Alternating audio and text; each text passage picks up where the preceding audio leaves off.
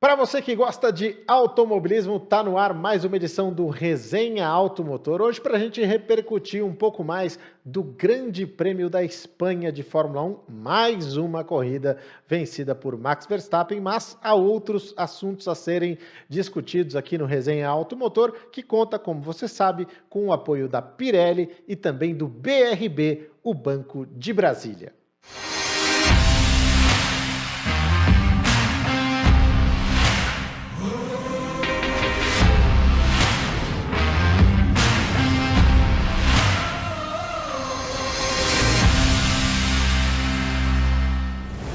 Tudo bem, Regi? Tudo bem, Thiago? Olha, uma corrida que não foi das melhores lá na frente, a gente já sabia, o Max Verstappen tinha o domínio dele, mas que até que no meio do pelotão teve mais brigas do que costumeiramente na Espanha. Muito mais. Costumeiramente, essa é uma daquelas corridas que a gente chama de trenzinho, né? Que ninguém passa ninguém. Acho que por causa da retirada da chicane, teve muitas ultrapassagens, muitas. Ninguém ultrapassou o Verstappen, que largou na frente, liderou tudo, parou, fez a troca e continuou líder.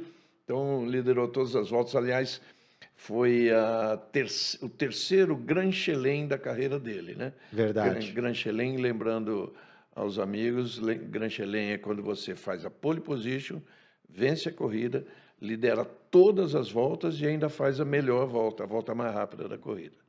E o recordista nesse item é o Jim Clark, com 8 Grand Chelems. 8. Então ainda tem um caminho longo aí pela frente o Max Verstappen, mas não é de se duvidar que ele possa chegar nesse número, não. Regi, até fugindo um pouco aqui da nossa pauta, você falou do Max Verstappen ter feito a melhor volta também, né, para completar esse Grand Chelem.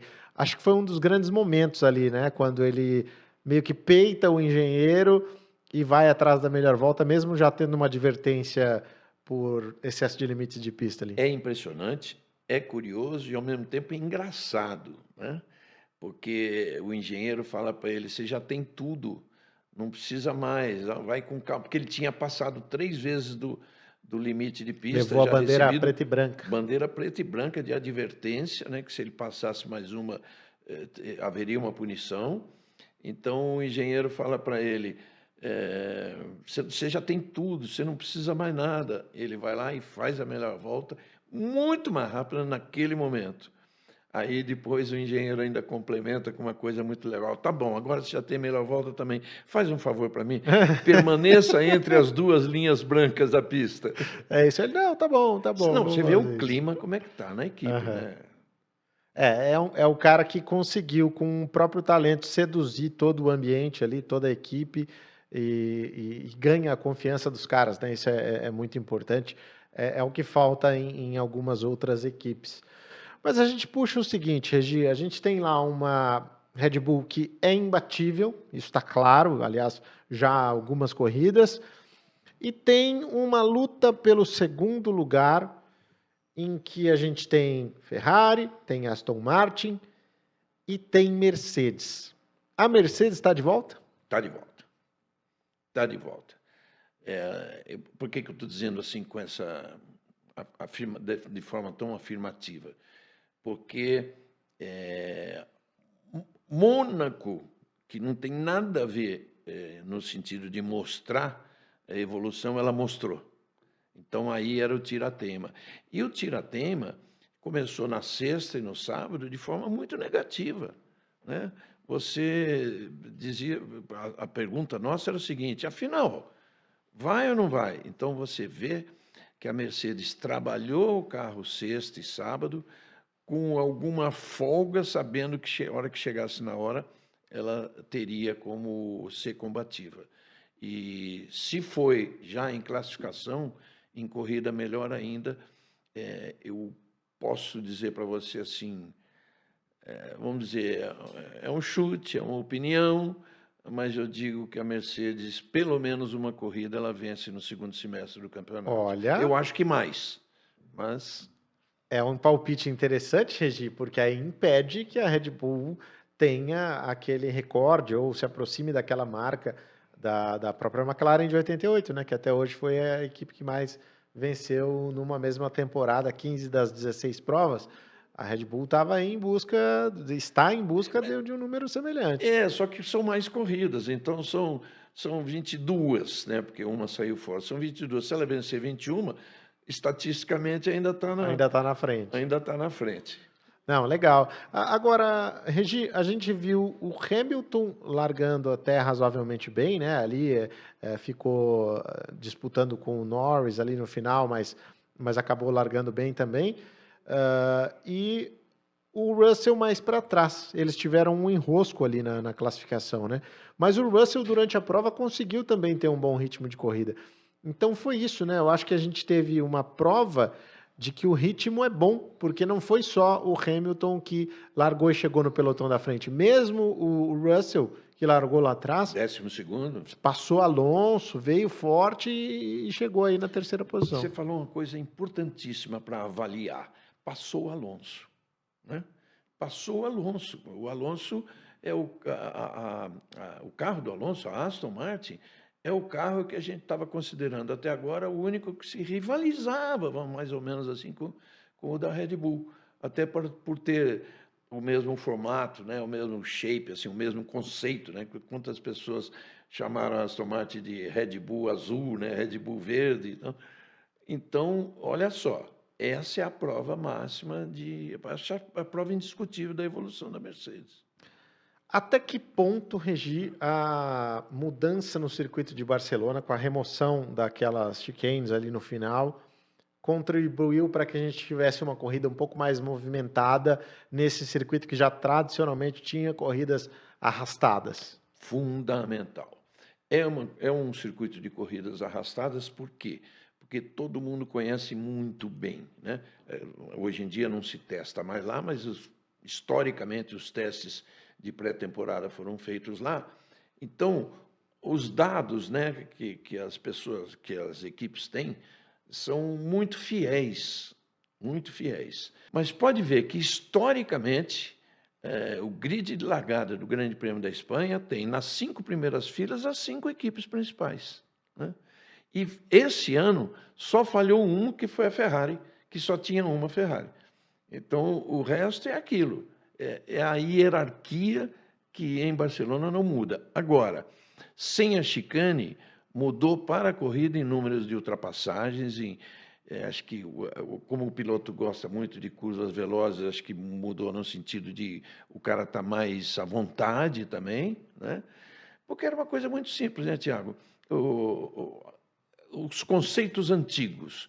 Como facilitar a ultrapassagem? Vamos diminuir a velocidade de todo mundo antes da reta principal, para que eles cheguem juntos e na hora de abrir asa estejam juntos. Era uma coisa antiga, isso já não funciona, né? Com o carro asa, ao contrário.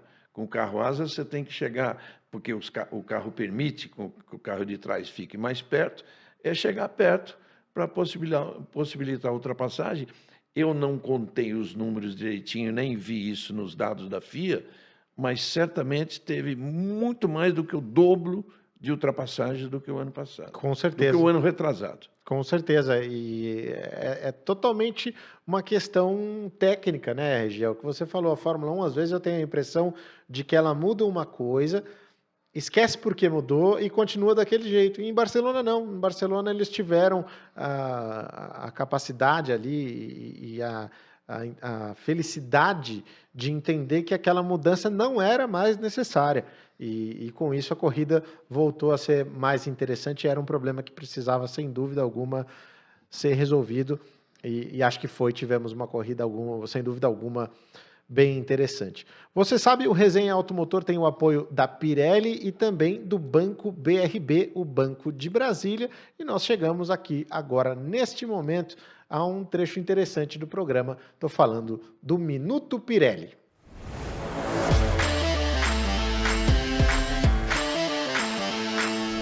Um dos pontos mais interessantes da corrida de Barcelona foi, sem dúvida, a escolha dos compostos por parte da Red Bull.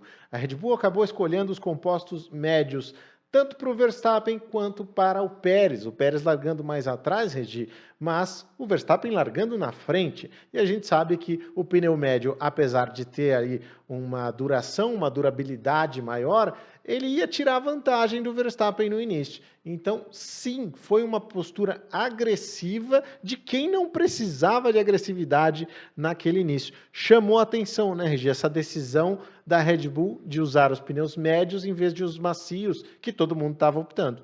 Ficou muito claro porque tanto o Verstappen precisava de velocidade para se manter na frente, se ele largasse na ponta, ele largou, quanto o Pérez, principalmente até ele, precisava ultrapassagens, precisava recuperar posições.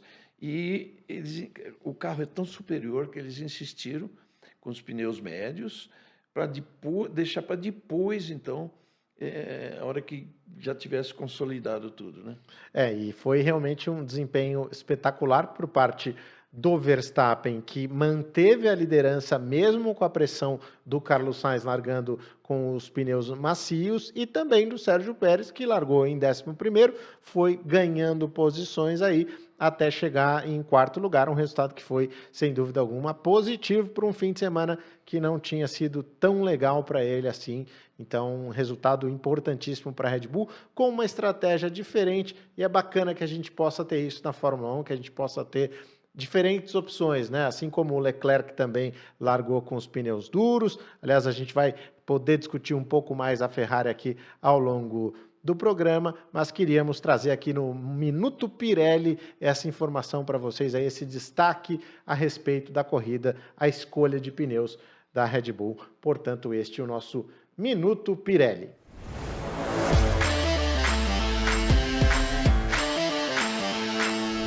Bom, Regi, durante aqui o Minuto Pirelli eu já dei um spoiler do que eu queria falar. Vamos falar de Ferrari, então, porque a Ferrari fez essa escolha ali com o Leclerc, né, de largar com os pneus duros, mas mais do que isso, ao longo da corrida a gente sentiu mais uma vez que tem encrenca ali dentro, que o Leclerc não tem tido as posições dele respeitadas dentro da equipe. Ele pede uma coisa, a equipe faz outra.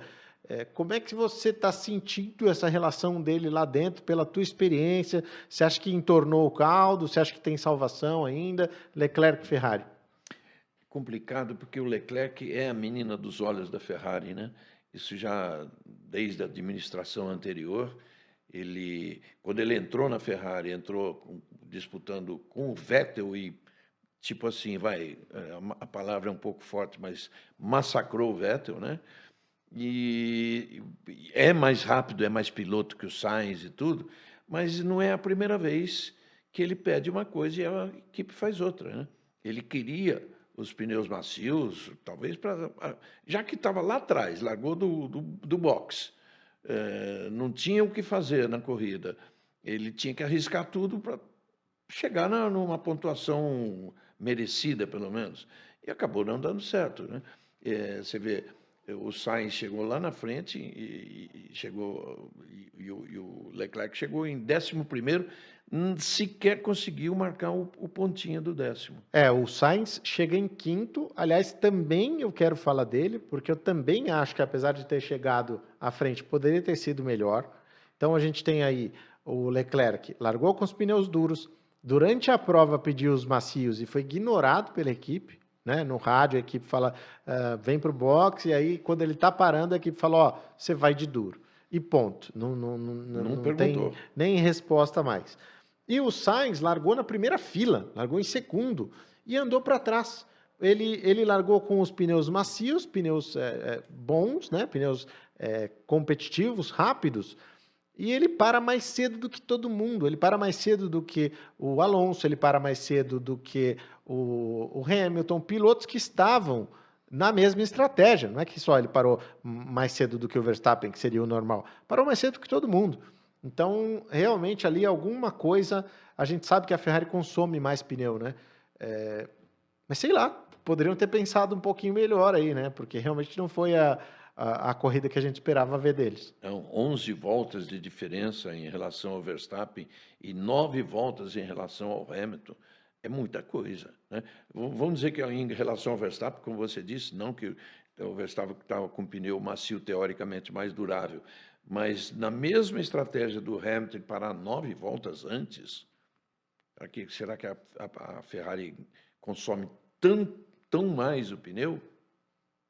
É curioso porque a gente esperava aí uma mudança grande também, principalmente nessa questão de estratégia da Ferrari, que era o calcanhar de Aquiles, e ainda não vimos. Está melhorando, mas ainda não vimos uma mudança significativa por parte do Frederic Vasseur. Agora, Regi, a gente está falando de Ferrari, e em todas as tomadas de câmera aí, você em casa ou no trabalho, enfim, onde você estiver acompanhando a gente, está vendo aqui na mesa o capacete de um dos maiores vencedores aí da história da Ferrari, um cara que conseguiu ganhar 9 corridas lá dentro. Estou falando do Rubens Barrichello e ele é o nosso personagem. A gente está chegando agora no quadro Estante do Regi. Você sabe, o podcast aqui, o Resenha Automotor, tem o apoio do Banco BRB, o Banco de Brasília, e também da Pirelli. E o quadro Estante do Regi tem o apoio do BRB.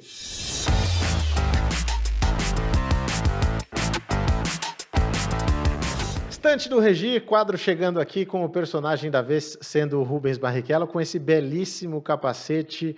Regi, toda vez que a gente se fala, toda vez que eu te vejo lá no seu escritório, em alguma live, inclusive com o próprio Rubens Barrichello, eu vejo que você está cercado por capacetes de grandes campeões e o BRB traz aqui para a gente este item da sua coleção, que eu quero que você conte como é que chegou às suas mãos essa preciosidade. Essa preciosidade foi num momento muito importante. Eu poderia ter tido um capacete do Rubinho antes, mas foi no dia 30/7, ele ganhou a corrida 30/7, 30 de julho, você vai ver que 30 de julho de 2000, aquela primeira vitória dele. E aí ele aguardou para me dar esse capacete assinado, dizendo assim, que grande dia, que grande amigo. No dia 30 de julho, 22 anos depois da primeira vitória. Né? É uma coisa muito interessante para vocês verem aí. Ele escolheu o dia certo para me levar o capacete. Ele teve um outro capacete muito interessante que eu ainda vou ter, se é que sobrou algum para ele. Ele fez 300 capacetes quando ele completou 300 corridas. Era diferente, uma pintura diferente. Ainda vou ganhar esse também. Tinha o número 300 na lateral, era um capacete bem legal. E o que te vem à mente, Regi, quando você lembra daquele fim de semana em Hockenheim? Acho que foi uma das atuações mais espetaculares da carreira dele como um todo, né? E vamos lembrar que a famosa música, o tema da vitória, não tocava havia 7 anos, né, da última vitória do Senna em 93.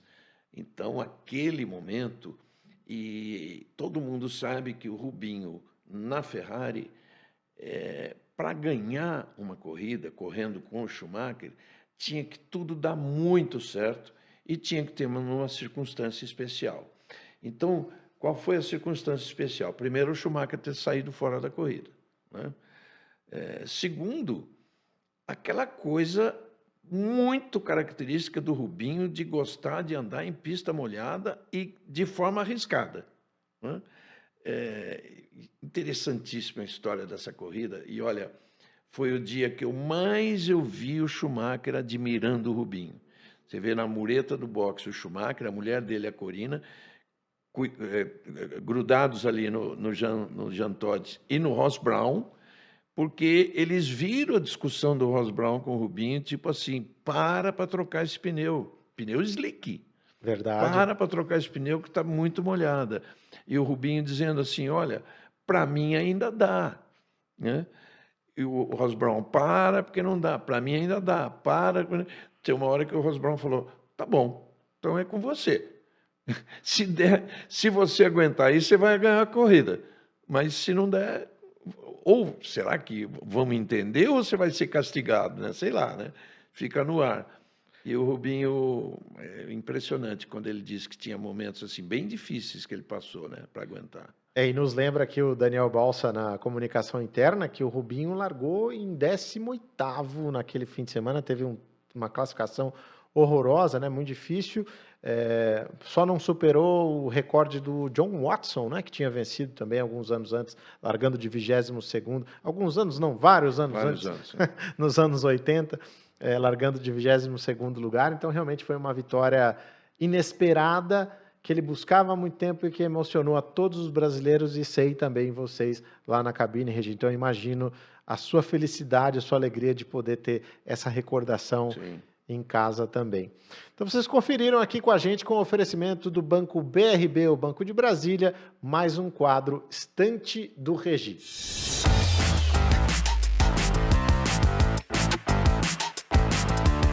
Regi, voltando aqui para o nosso papo, para a nossa resenha, quero falar um pouquinho a respeito de Red Bull, mas não da parte boa. Quero falar da parte complexa da Red Bull, que é o segundo piloto, Sérgio Pérez.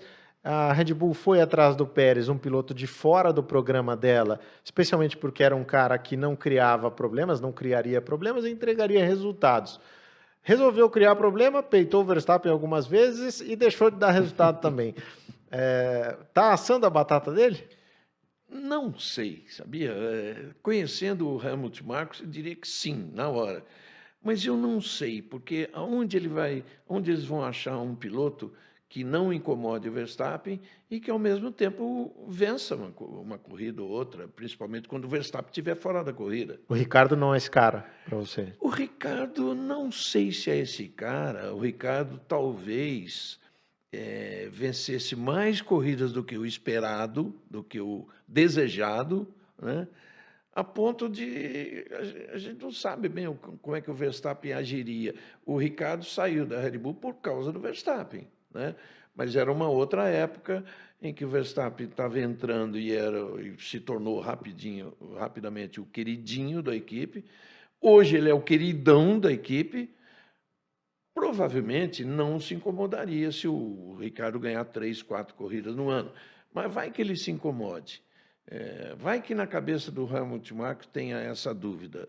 Então eu não vejo assim uma substituição fácil. Quando o Ricardo fala, e ele tem falado constantemente, que o ano que vem ele vai estar num cockpit, eu não tenho certeza que ele está pensando na Red Bull. O Pérez até tem mais um ano de contrato. A gente sabe que na Fórmula 1 isso e nada é a mesma coisa. O Ricardo também tinha por esse ano. Mas, teoricamente, o Pérez está assegurado por contrato lá. Mas tudo isso tem... E a Red Bull tem essa vantagem de ter equipe A e B, né? Então, de repente, põe o Ricardo sentado na AlphaTauri, ou põe o Pérez na AlphaTauri e deixa o Ricardo na Red Bull, né? O De Vries? O que você tem achado? O De Vries só está ali porque se salvou nas 3 últimas corridas, principalmente nas 2 últimas.